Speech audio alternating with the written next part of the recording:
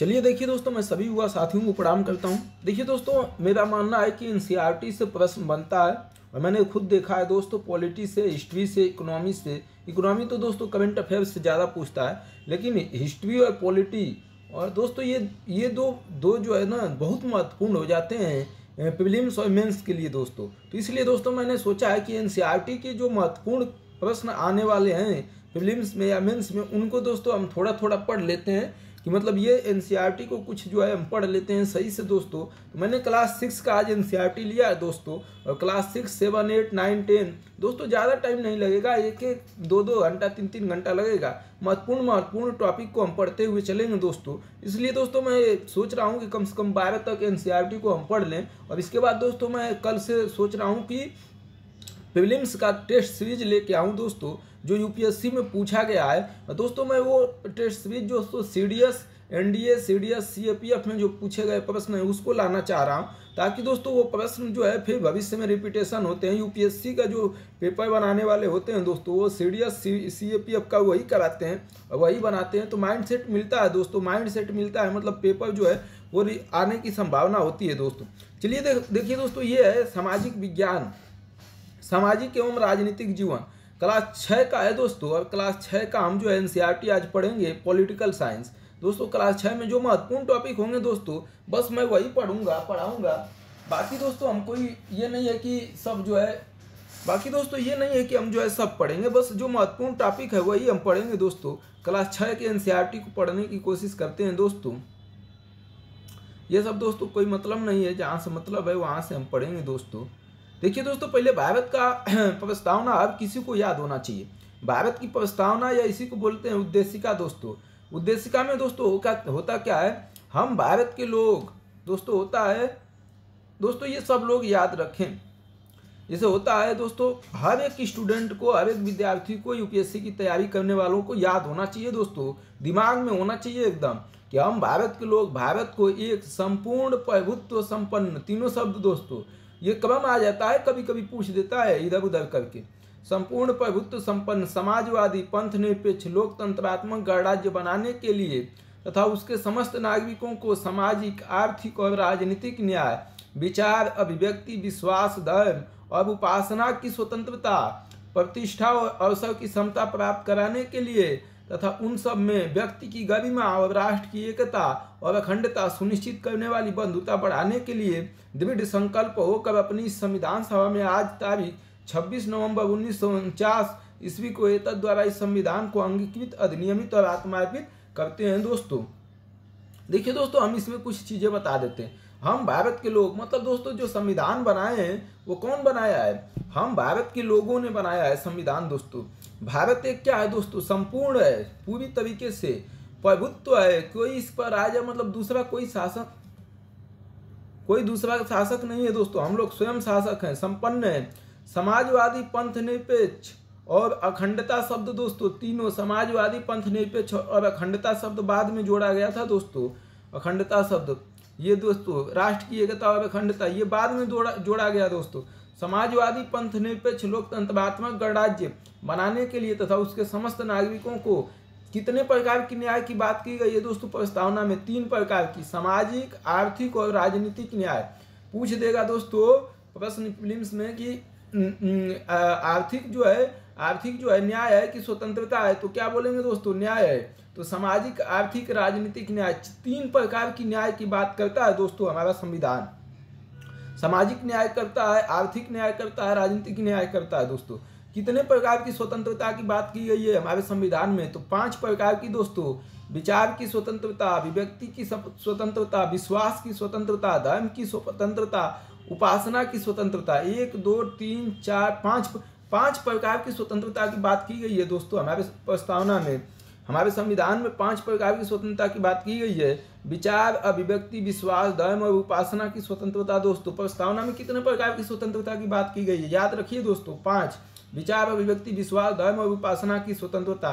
समता दोस्तों, प्रतिष्ठा और अवसर की समता प्राप्त कराने के लिए तथा उन सब में व्यक्ति की गरिमा और राष्ट्र की एकता और अखंडता सुनिश्चित करने वाली बंधुता बढ़ाने के लिए दृढ़ संकल्प होकर अपनी संविधान सभा में आज तारीख 26 नवंबर 1949 ईस्वी को एतद् द्वारा इस संविधान को अंगीकृत अधिनियमित और आत्मार्पित करते हैं। उद्देशिका को कब आत्मार्पित और अधिनियमित किया गया दोस्तों, अपनाया गया? तो 26 नवंबर 1949 ईस्वी को। देखिए दोस्तों, ये एनसीईआरटी की बुक है, ये समझ जाइए, क्लास 6 की एनसीईआरटी की पॉलिटिकल साइंस की बुक है दोस्तों। ये देखिए दोस्तों, संविधान का 42वां संशोधन 1976 की धारा 2 द्वारा प्रभुत्व संपन्न लोकतंत्रात्मक गणराज्य के स्थान पर प्रतिस्थापित किया गया। संविधान का 42वां संशोधन, तो ये दोस्तों कोई मतलब नहीं है। चलिए आ जाइए दोस्तों, ये तो कोई मतलब नहीं है, ये तो किताब लिखने वालों का है, ये 2005 दोस्तों हम वही पढ़ाएंगे जो है थोड़ा मतलब रखिएगा दोस्त। देखिए दोस्तों, विविधता एवं भेदभाव को जानना चाहिए दोस्तों कि विविधता और भेदभाव होता क्या है दोस्तों। विविधता और भेदभाव के बारे में हम थोड़ा सा जानेंगे दोस्तों, और विविधता और भेदभाव क्या होता है दोस्तों। हम पूरा नहीं पढ़ाने वाले हैं एनसीईआरटी, जो मतलब महत्वपूर्ण क्वेश्चन बन सकते हैं, महत्वपूर्ण है, उनको हम देखते जाएंगे दोस्तों। पूरा पढ़ के हम टाइम वेस्ट नहीं करेंगे दोस्तों।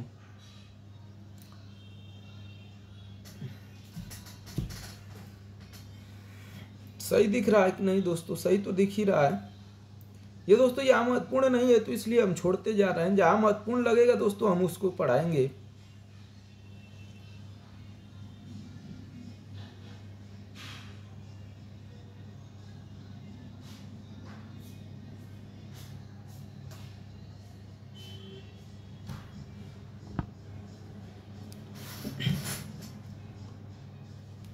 ये महत्वपूर्ण नहीं है दोस्तों। हाँ देखिए दोस्तों, अब आ गया विविधता एवं भेदभाव। विविधता की समझ, विविधता एवं भेदभाव। सरकार क्या है, लोकतांत्रिक सरकार के क्या मुख्य तत्व हैं?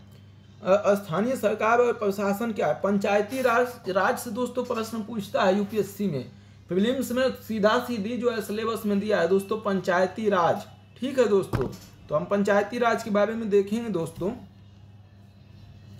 अगला दोस्तों आजीविका, ग्रामीण क्षेत्र में आजीविका।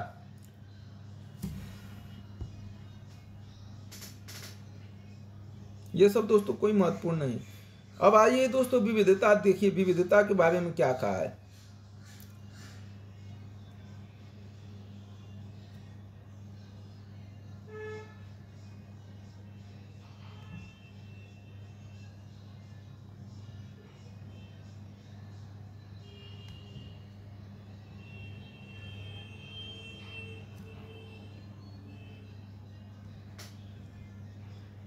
रुक जाइए दोस्तों, थोड़ा ये देखते हैं, ठीक करने की कोशिश करते हैं।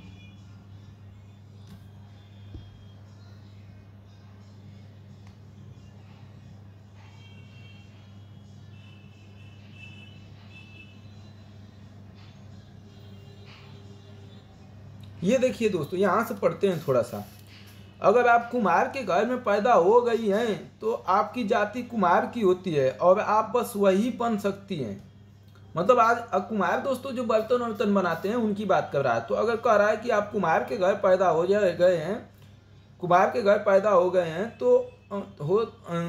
तो आपकी जाति कुम्हारी होती है और आप बस वही बन सकती हैं, आप कुम्हारी बन सकती हैं। कोई व्यक्ति जाति से जुड़ा अपना पेशा भी नहीं बदल सकता था। पहले दोस्तों जो जिस जाति में पैदा होता था ना वही काम करता था, पेशा भी नहीं बदल सकता था। इसलिए उस ज्ञान के अलावा किसी अन्य ज्ञान को हासिल करना जरूरी नहीं समझता था। और इसलिए पहले दोस्तों जो इसे कुम्हार के घर पैदा हुआ तो कुम्हार ही बनेगा, वो बर्तन मिट्टी का बर्तन ही बनाता रह जाता था। दूसरा पेशा अपना जो है मतलब जो है करना मतलब वो दूसरा पेशा अपनाना नहीं चाहता था दोस्तों। इससे गैर बराबरी पैदा हुई, इससे दोस्तों गैर बराबरी पैदा हुई। अब कुम्हार का लड़का जो है हमेशा जो है घड़ा ही बनाएगा, मिट्टी का, मिट्टी ही सानेगा, तो राजनीति में नहीं जाएगा, इंजीनियर नहीं बनेगा, अधिकारी नहीं बनेगा, न्यायाधीश नहीं बनेगा। तो वो जो है मिट्टी का बर्तन बनाएगा, खाना पीना भर जो है काम निकाल लेगा और जो है खा पी के जो है फिर जो है मिट्टी के बर्तन में ही जिंदगी गुजार देगा। उसको वो जो है दोस्तों समाज में उच्च स्तर का जो लेवल है वो नहीं प्राप्त कर पाएगा दोस्तों, वो निम्न स्तर पर ही हमेशा रह जाएगा। बर्तन बनाना और फिर उसको बेचना और उसी में अपनी जिंदगी खत्म कर देगा। तो इससे गैर बराबरी पैदा हो गई दोस्तों। गैर बराबरी का मतलब वो ना IAS बन रहा है, ना जिला अधिकारी बन रहा है, नहीं जो है न्यायाधीश बन रहा है, नहीं कुछ ऊपर के सोच ही नहीं रहा है। बस वो जो है मिट्टी के बर्तन बना के खा पी के मस्त है उसी में। ठीक, इसी से इस पाठ में, अगली पाठ में भी हम पढ़ेंगे दोस्तों, विविधता हमारे जीवन को कैसे समृद्ध करती है। अब विविधता के बारे में देखेंगे दोस्तों, विविधता के बारे में हम देखते हैं दोस्तों।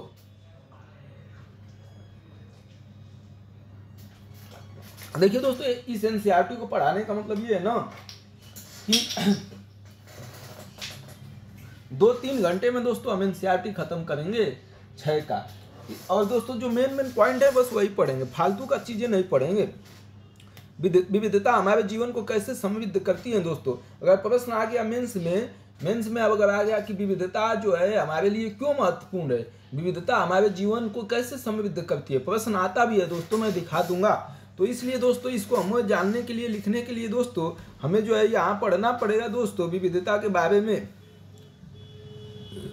देखिए दोस्तों, हम थोड़ा सा बड़ा कर देते हैं इसको कि आपको जो है सही लगे।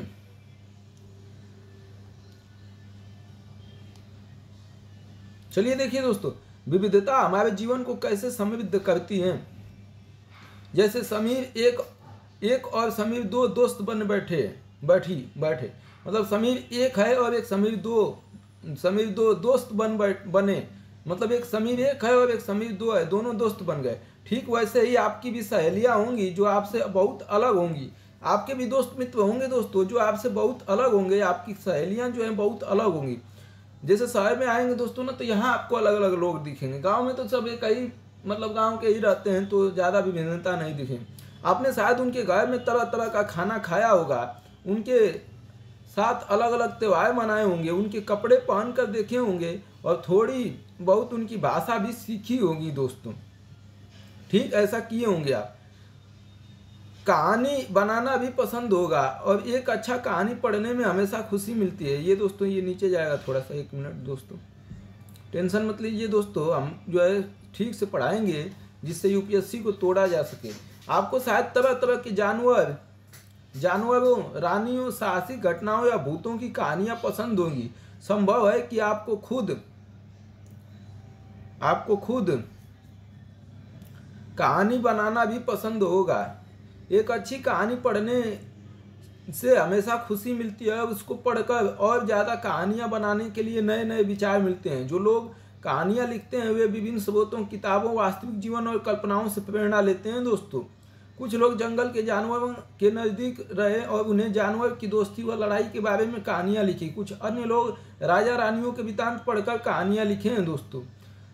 सम्मान के किस्से लिखे, कुछ ने अपने बचपन की यादों में गोते लगाए, स्कूल और दोस्तों के मधुर यादों से निकलकर कुछ साहस की कहानियां लिखी। कल्पना कीजिए कि इन कहानियों को सुनी, पढ़ी और उन सभी कहानीकार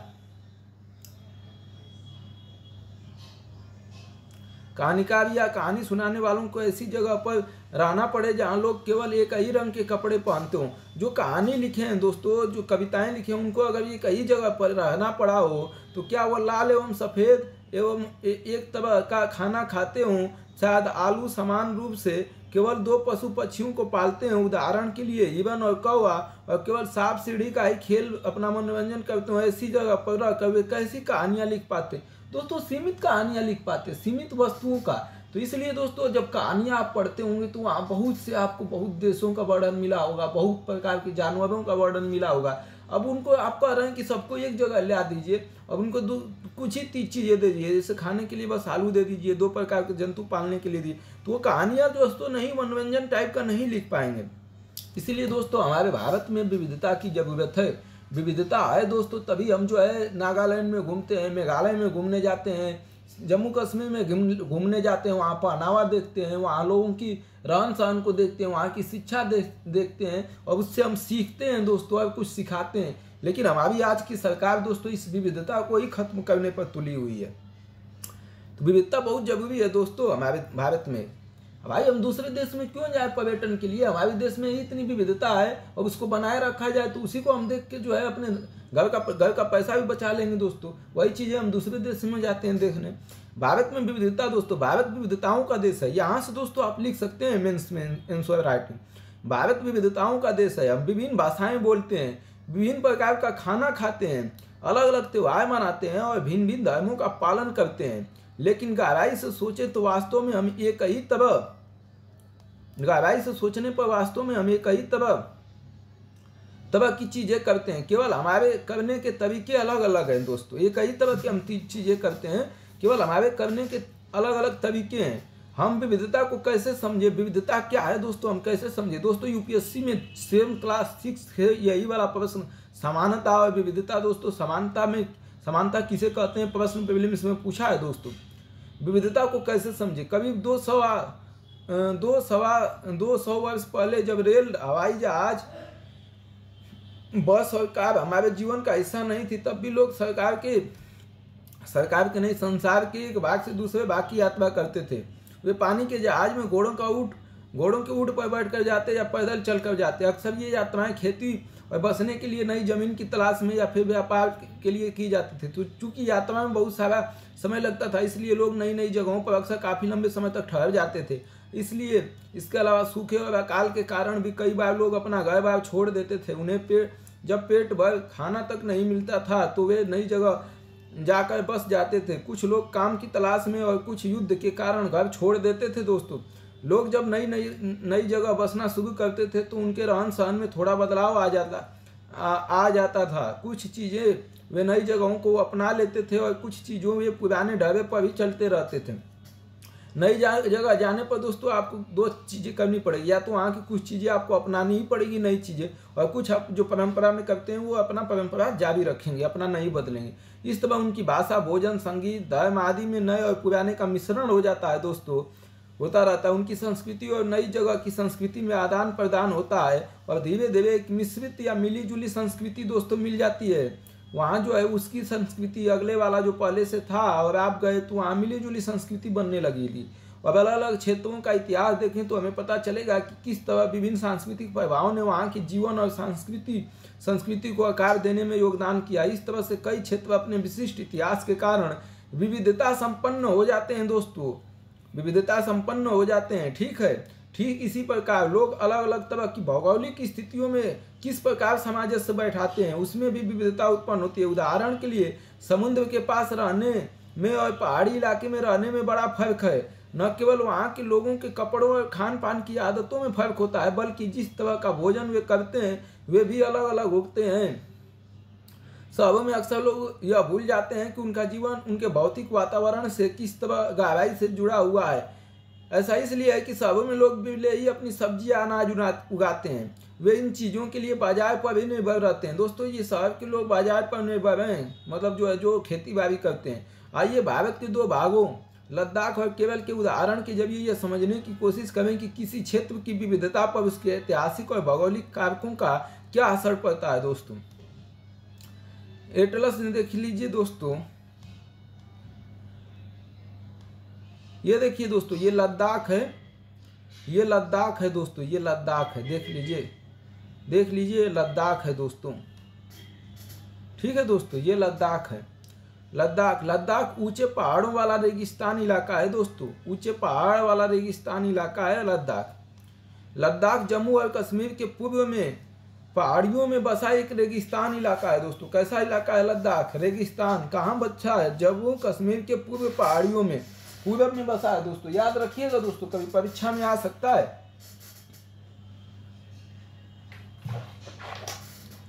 कभी परीक्षा में आ गया दोस्तों कि लद्दाख किधर है, पूरब में है कि पश्चिम में है।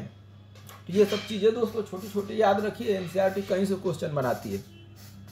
लद्दाख जम्मू कश्मीर के पूर्व में पहाड़ियों में बसा एक रेगिस्तान इलाका है। यहाँ पर बहुत ही कम खेती संभव है, बहुत कम खेती होती है दोस्तों, क्योंकि इस क्षेत्र में बारिश बिल्कुल नहीं होती है। यहाँ बारिश बिल्कुल नहीं होती है दोस्तों। देखिए लद्दाख की जलवायु के बारे में बता रहा, यह इलाका हर वर्ष काफी लंबे समय तक बर्फ से ढका रहता है। ये लंबे समय तक इलाका बर्फ से ही ढका रहता है और इस क्षेत्र में बहुत ही कम पेड़ उग पाते हैं।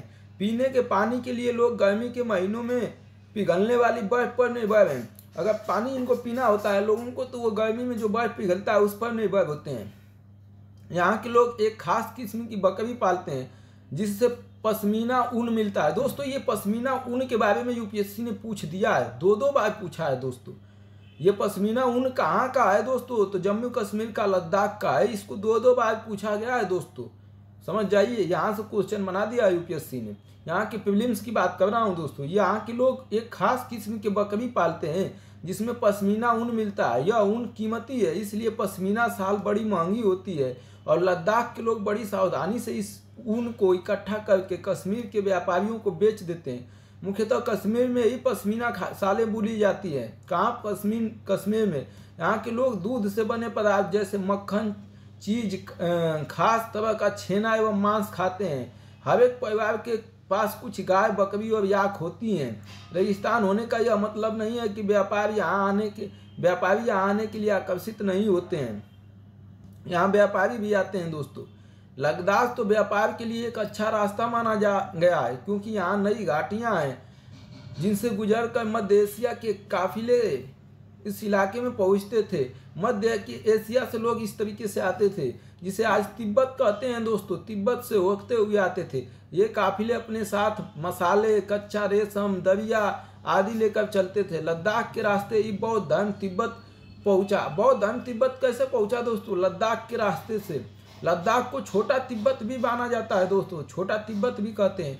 करीब 400 साल पहले यहाँ पर लोगों का इस्लाम धर्म में से परिचय हुआ। 4 साल पहले लोग जो है 400 साल पहले यहाँ इस्लाम धर्म का परिचय हुआ। अब यहाँ अच्छी खासी संख्या में मुसलमान रहते हैं। लद्दाख में गानों, कविताओं का बहुत ही समृद्ध मौखिक संग्रह है दोस्तों। लोग मुख्य याद रखते हैं गाने और संग्रह को मुख से। तिब्बत का ग्रंथ केसर सागा लद्दाख में काफ़ी प्रचलित है। केसर सागा जो है तिब्बत का ग्रंथ है दोस्तों।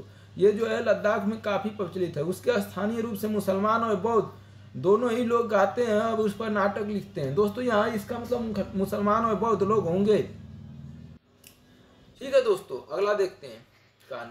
केरल के बारे में थोड़ा जान लेते हैं दोस्तों। केरल भारत के दक्षिण पश्चिम कोने में बसा हुआ है राज्य है। यह एक तरफ समुद्र से घिरा हुआ है दोस्तों। केवल छोटा सा है, समुद्र से घिरा हुआ है दोस्तों। और दूसरी तरफ पहाड़ियों से दोस्तों।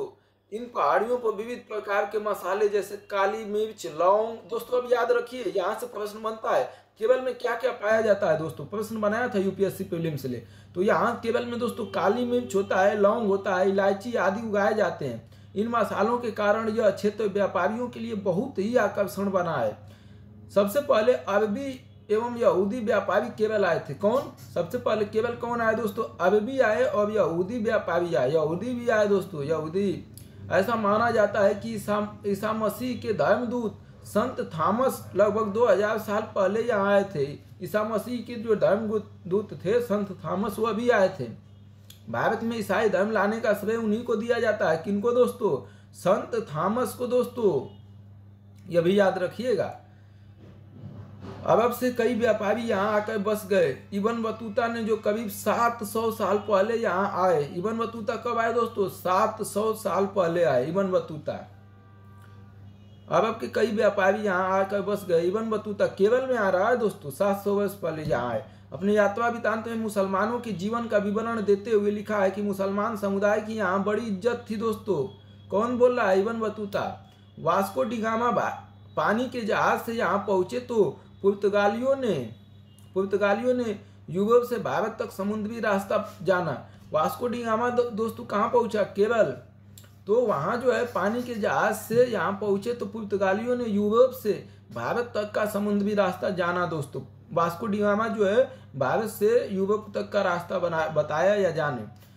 इन सभी ऐतिहासिक प्रभावों के कारण केरल के लोग विभिन्न धर्मों का पालन करते हैं। केरल में दोस्तों कई धर्म के लोग हैं, जिनमें यहूदी भी हैं, इस्लाम भी हैं, ईसाई भी हैं, हिंदू भी हैं, बौद्ध भी शामिल हैं दोस्तों। क्यों? क्योंकि उसी समय आना चालू कर दिए थे अलग अलग धर्म। चीन के व्यापारी भी केरल आए। यहाँ पर मछली पकड़ने के लिए जो जाल इस्तेमाल किया जाता है वे चीनी जालों से हूबहू मिलते हैं और उन्हें चीना वाला कहते हैं। तलने के लिए लोग जो बर्तन इस्तेमाल करते हैं उसे चीनी चट्टी कहते हैं। इसमें चीन शब्द इस बात की ओर संकेत करता है कि इसकी उत्पत्ति कहाँ हुई होगी? चीन में हुई होगी। केरल की उपजाऊ जमीन और जलवायु चावल की खेती के लिए बहुत उपयुक्त है दोस्तों। अब पूछ देगा परीक्षा में कि केरल में चावल की खेती होती है कि नहीं। दोस्तों आप लगा दिए नहीं तो गलती हो जाएगा दोस्तों। केरल की उपजाऊ जमीन है और जलवायु भी चावल की खेती के लिए बहुत उपयुक्त है दोस्तों। तो यहाँ जो है चावल की खेती होती है और यहाँ के अधिकतर लोग मछली सब्जी और चावल खाते हैं दोस्तों। देखिए दोस्तों, ये भूगोल का भी प्रश्न बना सकता है यार, इसलिए मैंने एनसीईआरटी को चूज किया है दोस्तों। एनसीईआरटी को हम जो मेन पॉइंट है उसको पढ़ लें, क्योंकि दोस्तों एनसीईआरटी से ही क्वेश्चन बनाया है। आपको दिखा दूंगा, मैंने दिखाया भी था जो प्रश्न कराए थे 1995 से 2023 तक जितने प्रश्न कराए हैं दोस्तों, प्ले लिस्ट में आप जाके देखिएगा वीडियोज में। तो वहाँ दोस्तों हमने सब सब्जेक्टों में आपने देखा कि कहाँ कहाँ से क्वेश्चन बना रहा था। एनसीईआरटी से बना रहा था क्लास 6, 7, 8 से।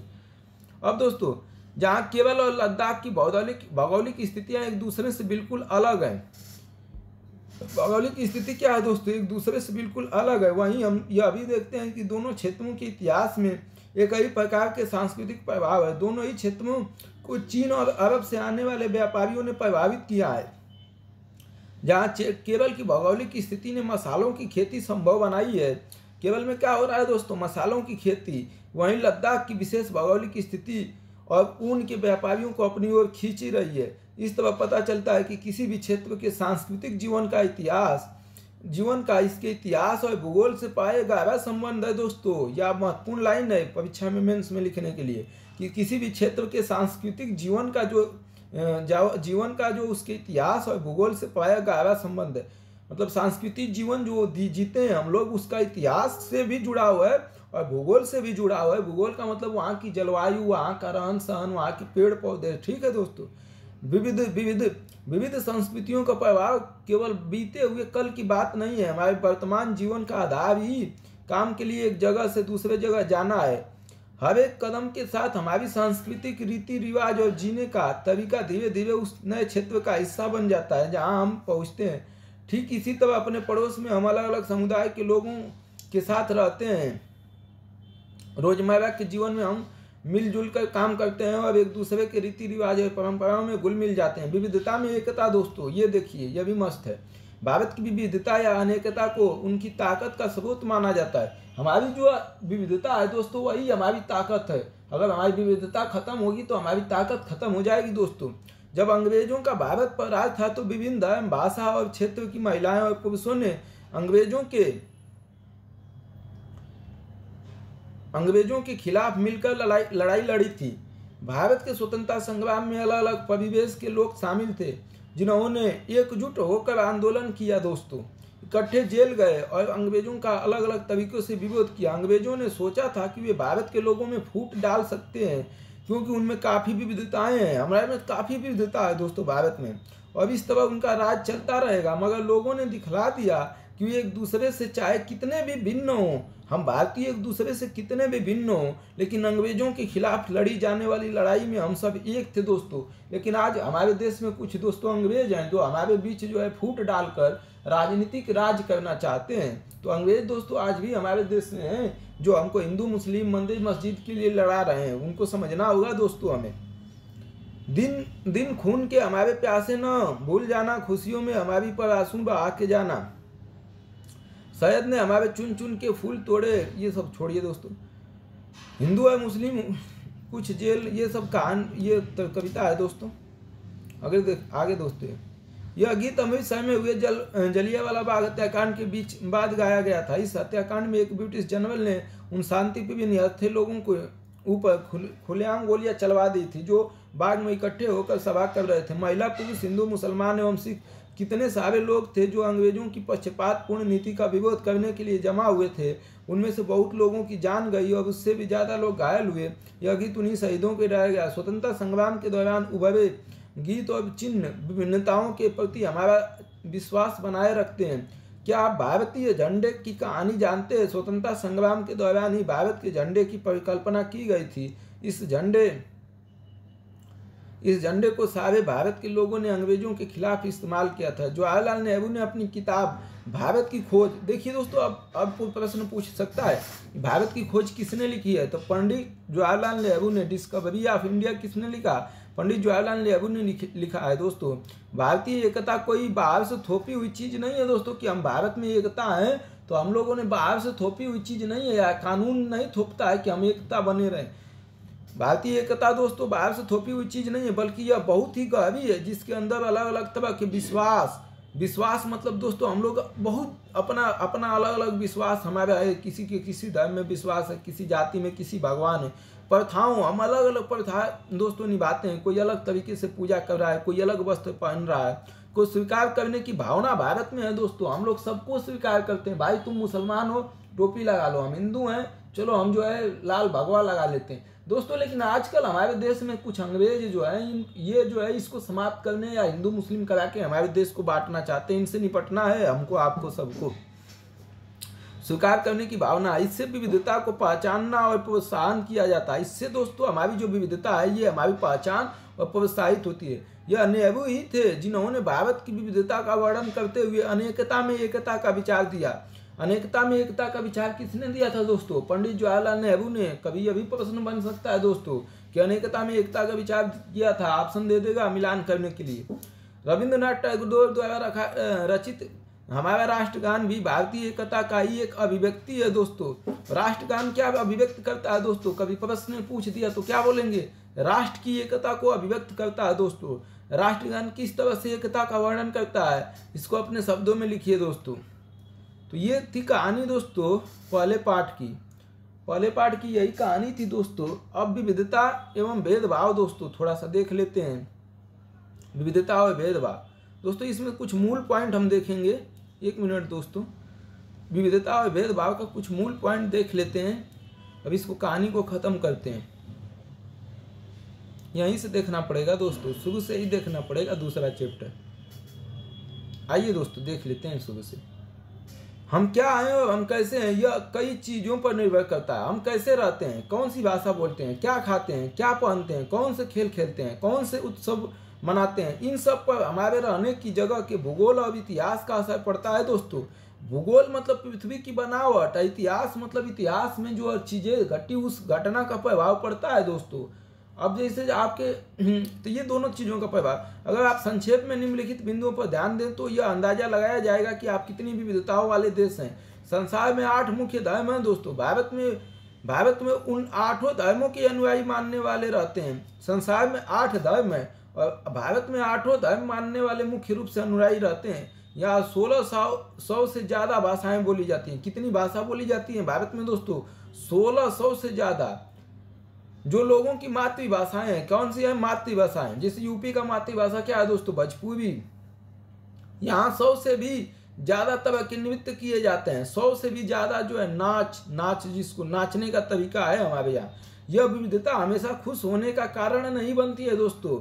यह विविधता जो है हमारी, ये हमेशा ये नहीं है कि हमको खुशी करती है, ये दुखी भी कर देती है। हम उन लोगों के साथ सुरक्षित एवं आश्वस्त महसूस करते हैं जो हमारी तरह दिखते हैं दोस्तों। आप कभी भी ट्रेन में चाहे कहीं भी जाते हैं, आप देखते हैं कि ये तो पगड़ी वाला है, यूपी से आया है, चाहे आप जो है, तो आपको लगता है यार ये हमारे तरफ का व्यक्ति है, तो उनके साथ आप जो है आश्वस्त महसूस करते हैं, सुरक्षित महसूस करते हैं। आपको लगता है ये जान पहचान का, इसलिए बात करते हैं, कपड़े पहनते हैं और हमारी तरफ सोचते हैं। कभी कभी जब हम ऐसे लोगों से मिलते हैं जो हमसे बहुत भिन्न होते हैं तो हमें वे बहुत अजीब अपरिचित लग सकते हैं। कई बार हम समझ ही नहीं पाते हैं या जान ही नहीं पाते हैं कि वे हमसे अलग क्यों हैं। लोग अपने से अलग अलग दिखने के बारे में खास तरह की राय बना लेते हैं दोस्तों। जो हमसे अलग दिखता है ना, उसके बारे में अलग तरह की हम राय बना लेते हैं। जैसे आप अगर हिंदू हैं और आप जो है कभी मुस्लिम समुदाय के बीच नहीं रहे, चाहे आपके गांव में मुस्लिम नहीं है, आपके आसपास मुस्लिम नहीं, तो जब मुस्लिम दोस्तों दाढ़ी बना के और जो है टोपी लगा के आएगा तो आप एक अलग ही धारणा बना लेंगे उस व्यक्ति के बारे में, मुस्लिम समुदाय के बारे में। आपको ये पता लगाना चाहिए कि आखिर ये ऐसा क्यों रहे। तो ये आपको अलग धारणा नहीं बनानी चाहिए दोस्तों, ठीक है। जो लोगों से अलग दिखने वालों के बारे में खास तरह की राय बना लेते हैं दोस्तों। आप शहर में आएंगे तो देखेंगे यहाँ लड़कियाँ छोटे छोटे वस्त्र पहनती हैं। गाँव से जब आएंगे तो आप अलग ही धारणा बना लेंगे, अभी आप ये मतलब छोटी छोटी वस्त्र पहन रही हैं। तो ये मतलब दोस्तों ये अलग धारणा हमें नहीं बनानी चाहिए, उसके बारे में सोचना चाहिए थोड़ा सा। देखिए दोस्तों, पूर्वाग्रह किसे कहते हैं? उन कथनों को देखिए जो आपको ग्रामीण एवं शहरी लोगों के बारे में सही लगे। जिन कथनों से आप पूर्वाग्रह मतलब पहले से धारणा बना लेना दोस्तों, बिना जाने पहचाने किसी को धारणा बना लेना। जैसे मैं यहाँ पढ़ा रहा हूँ, आपने मुझे कुछ धारणा बना लिया होगा अपने दिमाग में कि मैं अच्छा पढ़ाता हूँ, मैं बुरा पढ़ाता हूँ दोस्तों। तो पहले से ही धारणा बना लेना दिमाग में, पहले से ही जो है। देखिए दोस्तों, उन कथनों को देखिए जो आपके ग्रामीण एवं शहरी लोगों के बारे में सही लगे। जिन कथनों से आप सहमत हैं उन पर निशान लगाइए। क्या आपके दिमाग में ग्रामीण या शहरी लोगों को लेकर किसी भी प्रकार के पूर्वाग्रह है? गांव और शहर के लेकर दोस्तों आपके पूर्वाग्रह है? जैसे कुछ लोग रहते हैं, सोचते हैं यार शहर जो है गंदे होते हैं, शहर जो है मतलब शहर में कोई किसी का हेल्प नहीं करता, ऐसा पूर्वाग्रह बना लेते हैं लोग। गांव में सोचते हैं गांव में सब मिलजुल के रहते हैं, शहर में कोई किसी से बात नहीं करता है ज़्यादा। तो ये पूर्वाग्रह बना लेना, लोगों को यह देख लेकर कि किसी भी प्रकार के पूर्वाग्रह हैं क्या दूसरे लोगों के दिमाग में भी ये पूर्वाग्रह होते हैं। लोगों के दिमाग में ये पूर्वाग्रह क्यों होते हैं दोस्तों? जिन पूर्वाग्रहों को आपने अपने आसपास महसूस किया है उनकी एक सूची बनाइए। ये पूर्वाग्रह लोगों के व्यवहार को कैसे प्रभावित करते हैं। ग्रामीण लोग आधे से ज़्यादा भारतीय गांव में रहते हैं दोस्तों। गांव के लोग आधुनिक प्रौद्योगिकी का इस्तेमाल करना पसंद नहीं करते हैं। फसल की बुआई और कटाई के समय परिवार के लोग खेतों में 12 से 14 घंटे तक काम करते हैं। ग्रामीण लोग काम की तलाश में शहरों की ओर स्थानांतरण करने को बाध्य हो जाते हैं। सभी जीवन बड़ा आसान होता है। यहाँ के लोग बिगड़े हुए और आलसी होते हैं। और लड़कियाँ यहाँ खूब सिगरेट फूंक रही हैं दोस्तों। शहर में आ जाइए देखिएगा, यहाँ लड़कियाँ खूब सिगरेट फूंक रही हैं, यहाँ तक कि शराब भी पी रही हैं, बाल रंगवा रही हैं। मतलब यहाँ जो है दोस्तों भौतिकवादी दुनिया में मस्त है यहाँ की लड़कियाँ अधिकतर, कुछ को छोड़ के दोस्तों अधिकतर जो है। और क्या बोलूँ, और जो है नहीं बोलना चाह रहा हूँ, मतलब बॉयफ्रेंड बना के घूम रही हैं, लाइफ एकदम खराब कर रखी हैं 50% लड़कियाँ यहाँ शहर में। मतलब एक दो नहीं 3 4 बॉयफ्रेंड बना के यहाँ घूमे जा रही हैं। शहरों में लोग अपने परिवार के सदस्यों के साथ बहुत कम समय बिताते हैं। सभी लोग केवल पैसे की ही चिंता करते हैं, लोगों की नहीं। शहरों में रहना बहुत महंगा पड़ता है। लोगों की कमाई का एक बड़ा हिस्सा किराए और आने जाने में खर्च हो जाता है। दोस्तों हम भी शहर में रहते हैं, हमारा भी किराया ही जाता है। 50% दोस्तों हमारा किराए में चला जाता है जितना मैं कमाता हूँ। इनमें से कुछ कथन ग्रामीण लोगों को अज्ञानी की तरह देखते हैं। शहर के कुछ लोग गांव के लोगों को जानते हैं कि मूर्ख होते हैं गांव के लोग, जबकि शहर में रहने वाले लोगों को आलसी एवं सिर्फ पैसे से सरोकार रखने वालों की तरह देखते हैं। जब हम किसी के बारे में पहले से कोई राय बना लेते हैं और उसे हम अपने दिमाग में बैठा लेते हैं तो वह पूर्वाग्रह का रूप ले लेता है। पहले से ही किसी के बारे में राय बना लेना, बिना जाने समझे देखे, यही बोलते हैं दोस्तों, इसी को बोलते हैं पूर्वाग्रह। इसी को क्या बोलते हैं दोस्तों? पूर्वाग्रह। ज़्यादातर यह राय नकारात्मक होती है दोस्तों। ज़्यादातर ये राय क्या होती है? नकारात्मक होती है। जैसे कि कथनों में दिया गया है, लोगों को आलसी या कंजूस मानना भी पूर्वाग्रह है। दोस्तों शहर के लोग ऐसा नहीं है कि आलसी होते हैं, कंजूस होते हैं। शहर के लोग बहुत मेहनती होते हैं। गांव में आप जो है आराम से 9-10 बजे सो जाते होंगे, शहर के लोग जो है 1-1, 2-2 बजे तक मेहनत करते हैं। शहर के लोग दोस्तों ये नहीं है कि कंजूस होते हैं, दिल खोल के जो है भंडारा कराते रहते हैं। शहर के लोग खूब खाइए फ्री का मस्त एकदम रेगुलर कुछ लोग करा रहे हैं, समझ रहे हैं? तो यही दोस्तों बोल रहा है। जब हम यह सोचने लगते हैं कि किसी काम को करने का कोई एक तरीका ही सबसे अच्छा और सही है, तो हम अक्सर दूसरों को इज्जत नहीं कर पाते हैं। देखिए दोस्तों कितना मस्त NCERT क्लास 6 बता रहा है कि आपको दूसरों की इज्जत करनी चाहिए और इज्जत के साथ आपको पूर्ण धारणा, पूर्ण पूर्वाग्रह नहीं बनाना चाहिए किसी के बारे में दोस्तों। तो अक्सर दूसरों की इज्जत नहीं कर पाते हैं, पहले से ही आप पूर्वाग्रह बना रहे हैं कि सभी जो है कंजूस होते हैं, सभी जो है आलसी होते हैं, तो भाई उनके साथ आप वैसे ही ट्वीट करेंगे, उनको ऐसे ही देखेंगे। तो ऐसा नहीं करना चाहिए दोस्तों, कह पाते हैं। और इसी काम को दूसरी तरह से करना पसंद करते हैं। उदाहरण के लिए अगर हम सोचें कि अंग्रेजी सबसे अच्छी भाषा है और दूसरी भाषाएं महत्वपूर्ण नहीं है, तो हम अन्य भाषाओं को बहुत नकारात्मक रूप से देखेंगे दोस्तों। देखिए दोस्तों मैं यूपी से हूँ, मैं भोजपुरी बोलता हूँ गाँव में, तो जब मैं भोजपुरी को ही अच्छा मानने लगूंगा दोस्तों तो ये अच्छी बात नहीं है। अंग्रेजी भी हमारे लिए जरूरी है, क्योंकि मैं अगर शहर जाऊंगा, कहीं अंग्रेजी की जरूरत पड़ गई, कहीं विदेश जाऊंगा तो अंग्रेजी की जरूरत पड़, तो इसलिए दोस्तों हमें ये नहीं मान लेना है कि दूसरी हिंदी अच्छी भाषा नहीं है, अंग्रेजी अच्छी भाषा नहीं है, तमिल अच्छी भाषा नहीं है, उड़िया अच्छी भाषा नहीं है, ये नहीं मानना चाहिए। परिणाम स्वरूप हम उन लोगों का शायद इज्जत नहीं कर पाएंगे जो अंग्रेजी के अलावा अन्य भाषाएं बोलते हैं। अगर आप अंग्रेजी को ही सिर्फ अच्छा मानेंगे तो जो अंग्रेजी के अलावा अन्य भाषा बोलेंगे आप उनको इज्जत ही नहीं करना चाहेंगे। हम कई चीज़ों के बारे में पूर्वाग्रही हो सकते हैं दोस्तों। जैसे दिल्ली के लोग दोस्तों एक पूर्वाग्रह, हरियाणा के ज़्यादातर मतलब जो लड़के लड़कियों को रूम ही नहीं देते, उनको लगता है सब हरियाणा वाले लोग जो है मतलब खराब होते हैं, ऐसा मतलब उनके धारणा विचार में बन गया है दोस्तों। ये पूर्वाग्रह बनाना गलत है दोस्तों, और ये स्थिति है दोस्तों।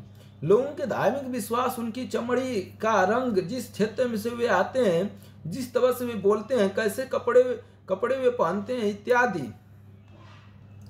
इत्यादि अक्सर दूसरों के बारे में बनाए गए हमारे पूर्वाग्रह इतने पक्के होते हैं कि हम उनसे दोस्ती नहीं करना चाहते।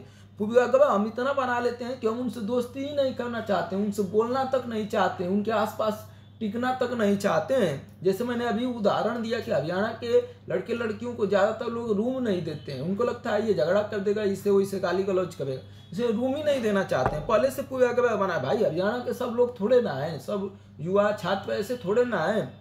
तो ये दोस्तों ये बात है, क्योंकि दोस्तों मैं कई लोगों को रूम दिलाने गया था ना, तो दे नहीं रहे थे लोग, इसलिए बता रहा हूँ।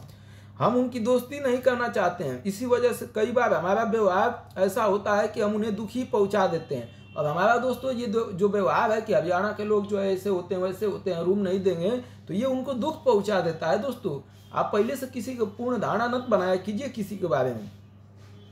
लड़के और लड़की में भेदभाव, समाज में लड़के और लड़कियों में कई तरह से भेदभाव किया जाता है। हम सभी इस तरह से परिचित हैं। एक लड़का या लड़की होने का अर्थ क्या होता है? आप में से कई लोग कहेंगे हम लड़के या लड़की की तरह जन्म लेते हैं। यह तो ऐसा ही होता है, जिससे सोचने वाली क्या बात है। आइए देखें कि क्या सच्चाई।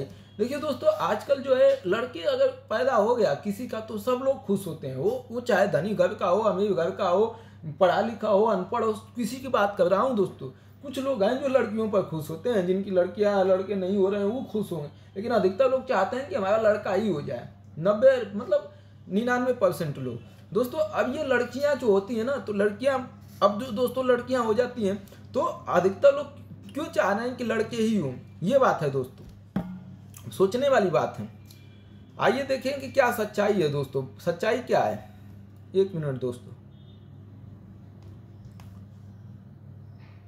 नीचे दिए गए कथनों की सूची में तालिका को भरिए और उनमें उत्तर। वे बहुत ही सुशील है, उनकी बात करने का तरीका बड़ा सौम्य और मधुर है, वे शारीरिक रूप से बलिष्ठ है, वे शरारती है, वे नए नृत्य करने और चित्रकार में निपुण है, वे रोते नहीं, वे उद्यमी है, वे खेल में निपुण है, वे खाना पकाने में निपुण है, वे भावुक है। लड़कों में ये दोस्तों लड़के लड़कियों का भेद बताया गया है। लोग तरह तरह की बातें करते रहते हैं।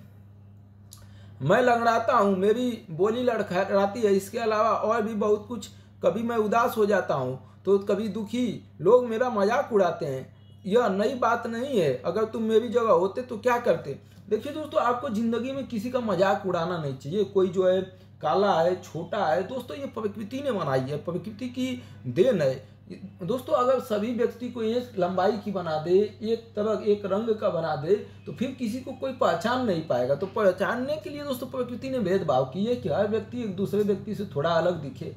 तो दोस्तों आपको सम्मान करना चाहिए हर व्यक्ति का, हर जानवर का, हर पशु पक्षी का, हर जो है पेड़ पौधे का, क्योंकि दोस्तों हर चीजें हमारी प्रकृति की देन है। तो इसलिए दोस्तों किसी से घृणा मत कीजिए लाइफ में, और जो है सम्मान सबका कीजिए दोस्तों। नहीं तो आपके साथ कोई हादसा हो जाए, बाई द वे हाथ पर कट गया, तो फिर आपका मजाक उड़ाना दोस्तों महंगा पड़ जाएगा।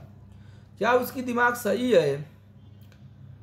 सिर्फ इसलिए कि मेरी टांगे डगमगाती है, लोग सोचते हैं कि मेरा दिमाग भी डगमगा गया है। जब टांगे जो डगमगाती हैं, लोग उसको दिमाग भी डगमगाना सोच लेते हैं। ये गलत है दोस्तों।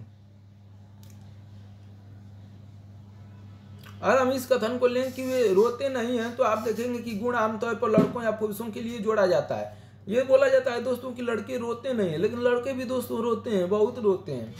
लड़कियों से ज़्यादा तो वो परेशान है आजकल जो है। आजकल तो लड़कियां ही मौज ले रही हैं ज़्यादातर। ये सब मजाक में बोल रहे हैं दोस्तों, कोई जो है ये न बड़ा मतलब मसला मत बनाइएगा इसको भविष्य में। बचपन से जब लड़कों को गिर जाने पर चोट लग जाती है, तो माता पिता एवं परिवार के अन्य सदस्य अक्सर यह कहकर चुप कराते हैं कि रो मत, तुम तो लड़के हो, लड़के बहादुर होते हैं। यह विश्वास करने लगते हैं कि लड़के रोते नहीं। यहाँ तक कि अगर किसी लड़के को रोना आए भी तो वह अपने आप को रोक लेता है। लड़का यह मानता है कि रोना कमजोरी की निशानी है दोस्तों। दिमाग में पहले ही ड्राइव वाले डाल रखे हैं। हालांकि लड़कों और लड़कियों दोनों का कभी कभी रोने का मन करता है, खासकर जब उन्हें गुस्सा आए या दर्द हो। लेकिन बड़े होने तक लड़के सीख जाते हैं या अपने को सिखा लेते हैं कि रोना नहीं है। अगर एक बड़ा लड़का रोए तो उसे लगता है कि दूसरे उसे चिढ़ाएंगे या उसका अपमान करेंगे या मजाक बनाएंगे। ठीक है दोस्तों, तो ये यही फिर बोलेगा यही कि लड़कियों में ऐसी मान्यता होती है कि समाज की इन मान्यताओं को हम बिना सोचे समझे मान लेते हैं। हम विश्वास कर लेते हैं कि हमारा व्यवहार उनके अनुसार ही होना चाहिए। हम सभी लड़के और लड़कियों को उसी छवि के अनुरूप देखना चाहते हैं। रूढ़िबद्ध धारणाएं बनाना दोस्तों। जब हम सभी लोगों को ये कई छवियां बांध लेते हैं या उनके बारे में पक्की धारणा बना लेते हैं, तो उसे रूढ़िबद्ध धारणा कहते हैं। रूढ़िबद्ध दोस्तों मतलब जो है बेकार, मतलब रूढ़िबद्ध मतलब पहले से जो हम धारणा बना लिए बेकार टाइप का, ठीक, रूढ़िबद्ध। कई बार हम किसी खास देश, धर्म, लिंग के लोगों के बारे में किसी को कंजूस, अपराधी या बेवकूफ़ ठहराते हैं। जैसे दोस्तों हम ही लोग हैं, हम भारतीय हैं जो पाकिस्तान के बारे में क्या इमेज रखते हैं कि पाकिस्तान के लोग गरीब हैं, पाकिस्तान के लोग खाए बिना मर रहे हैं, पाकिस्तान में भुखमरी है, पाकिस्तान में बेरोजगारी है। लेकिन दोस्तों ये ऐसा नहीं है कि ये हम लोग जो धारणा जो बना के बैठे हैं वही सही है। दोस्तों पाकिस्तान में बहुत धनी धनी लोग हैं, अच्छे अच्छे पोस्ट पर हैं, अच्छी लाइफ जी रहे हैं, हम लोगों से अच्छा रोजगार कर रहे हैं। तो ये धारणा मत बना लीजिए दोस्तों, जब तक आप किसी को जानिए नहीं तब तक ये धारणा नहीं बनाना है दोस्तों, बेवकूफ़ ठहराते हैं। देखिए दोस्तों अब हम थोड़ा भोजन कर लेते हैं, इसके बाद फिर इसको कंटिन्यू करते हैं दोस्तों।